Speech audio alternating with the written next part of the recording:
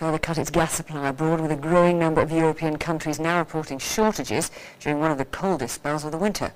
The giant Russian gas company Gazprom says it's acting in response to Ukraine, which it's accused of cutting 3 of its 4 pipelines to Europe, a charge hotly denied by Kiev, which is locked in a worsening dispute with Russia over prices and late payments. Our diplomatic correspondent James Robbins is here. James.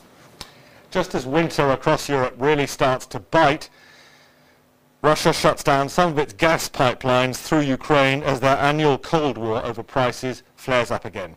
It's highly predictable, but no less painful for vulnerable people across much of Western Europe.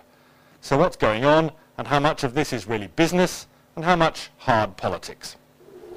Russia supplies Europe with about 1/4 of all the gas it needs, and 80% of that gas is piped from Russia through Ukraine. But the two countries are deadlocked over the price Ukraine should pay for its own supplies. You can see how that battle affects us all. Russia is now accusing Ukraine of stealing gas meant for the rest of Europe.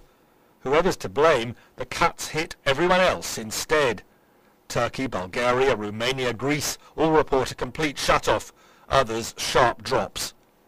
Although Britain is one of the least affected, relying on Russia for only about 3% of needs, gas prices everywhere will rise the longer this crisis drags on. And a stream of emails to the BBC tell their own story.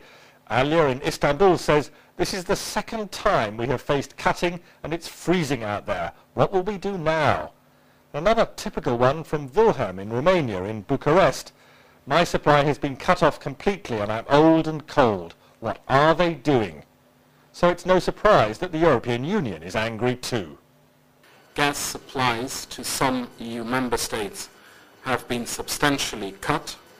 This situation is completely unacceptable. But that's unlikely to have much impact on Russia's Prime Minister Vladimir Putin. He called in the head of Russian energy giant Gazprom to approve cutting supplies to Ukraine. Yes, cut it from today. And please inform the European partners about the situation we are facing with Ukraine in the gas field. So, Russia is playing tough over gas again. Ukraine too is playing its part in a ritual of accusation and counter-accusation. The real sufferers are ordinary people across much of Europe.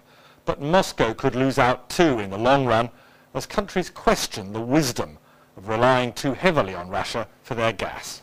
Fiona. Thanks, James. Coming up on tonight's programme, the cough medicine manufacturer that's causing a bit of